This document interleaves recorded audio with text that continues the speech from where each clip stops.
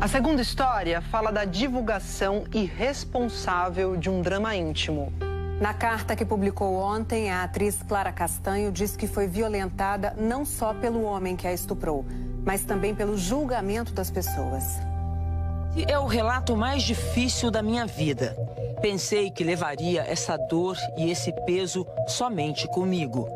Esta é a primeira frase da carta divulgada ontem pela atriz Clara Castanho, de 21 anos, em sua rede social. Ela veio a público esclarecer uma situação íntima e dolorosa que vem sendo exposta nas redes sociais e ganhou repercussão nos últimos dias. Clara contou na carta que foi vítima de um estupro, teve o bebê e o entregou para a adoção, seguindo todos os trâmites legais.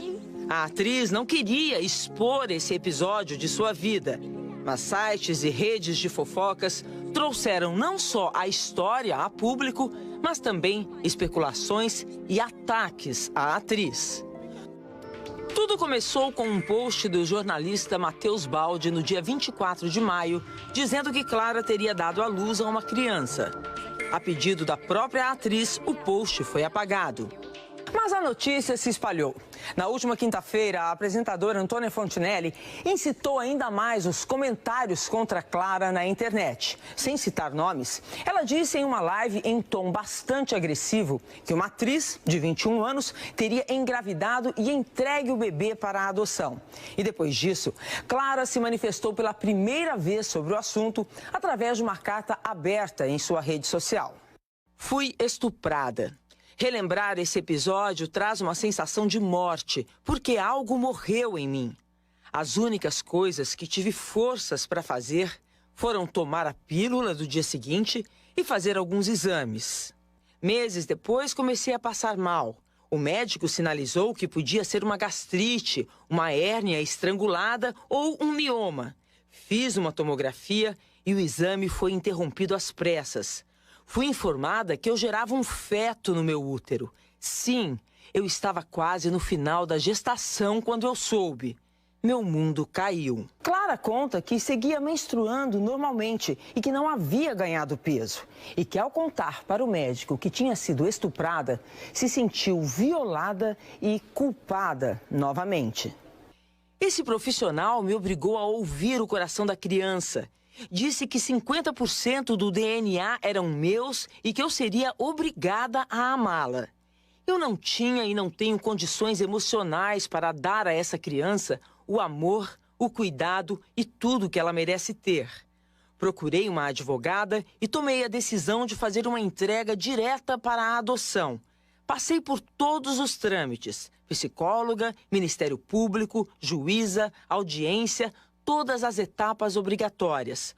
Um processo que, pela própria lei, garante sigilo para mim e para a criança. Essa advogada explica que mesmo que Clara não tivesse sido estuprada, ela poderia legalmente entregar a criança para a adoção. Toda mulher, ainda que não seja vítima de um estupro, queira não ficar com um bebê, ela tem esse direito, inclusive o direito ao parto de maneira sigilosa. Na carta, Clara diz ainda que no dia que o bebê nasceu, na sala de cirurgia, ela foi abordada e ameaçada por uma enfermeira com as seguintes palavras: imagine se tal colunista descobre essa história.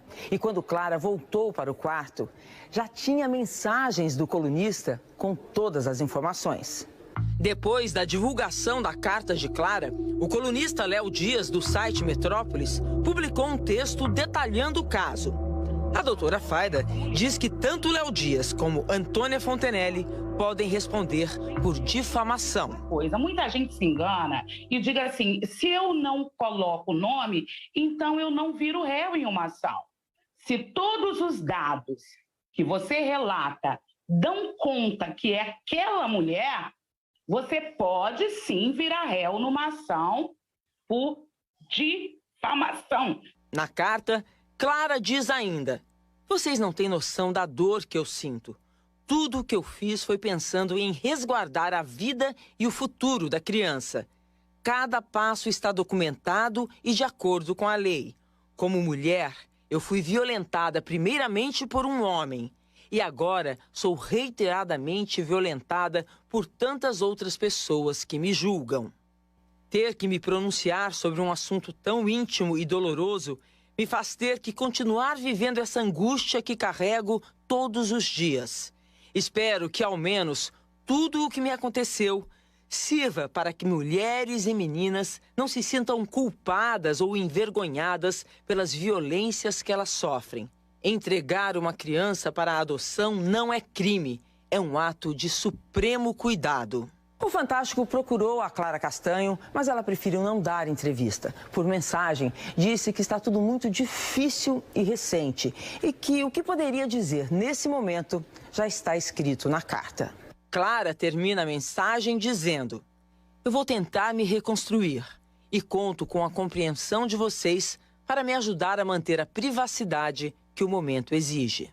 A exposição de uma história tão íntima contra a vontade da Clara causou indignação nas redes sociais. Que live, hein? Não tem vergonha de expor outra mulher como você fez? Como você tem coragem de agredir uma mulher vítima de estupro? Você não tem sororidade, empatia, humanidade. É preciso louvar a coragem de Clara Castanho e ser solidário com a sua dor. Atriz desde pequena, Clara fez novelas na Globo como Viver a Vida, Morde a Sopra e Além do Tempo. Fãs, amigos e colegas formaram uma imensa rede de solidariedade que está amparando a atriz. Como Paola Oliveira. Sinta-se acolhida por todos que te respeitam. É o que importa sempre, focar no respeito, amor, na justiça. Maísa escreveu: te amo pra sempre, estou com você. Zezé Mota: ninguém tem o direito de expor a dor de ninguém. Força, amada. Ludmila escreveu: sinta-se abraçada e conte comigo. Comentando as postagens de apoio, a atriz agradeceu a admiradores e aos colegas como Bruno Mazeu. Obrigada por esse cuidado tão grande. Obrigada. Nunca foi sobre fetos e crianças. Sempre foi sobre querer colocar regras e limites no nosso corpo. O hospital em que Clara foi atendida, na Grande São Paulo, disse em nota que abriu sindicância para apurar o caso e que se solidariza com a paciente e familiares. O Conselho Regional de Enfermagem de São Paulo diz que vai apurar a denúncia da atriz sobre vazamentos de informações sigilosas. E o Conselho Federal de Enfermagem informa que determinou a apuração da ocorrência e que tomará todas as providências para a identificação dos responsáveis pelo vazamento de informações sigilosas. Em postagem, Lilian Tarran, diretora de redação do Metrópolis, diz que o site expôs de forma inaceitável os dados de uma mulher vítima de violência brutal e que a matéria foi retirada do ar. Hoje à tarde, o colunista Léo Dias pediu perdão à atriz. Ele diz que não deveria ter escrito nenhuma linha sobre esta história ou ter feito qualquer comentário sobre algo a respeito do qual não tem o direito de opinar.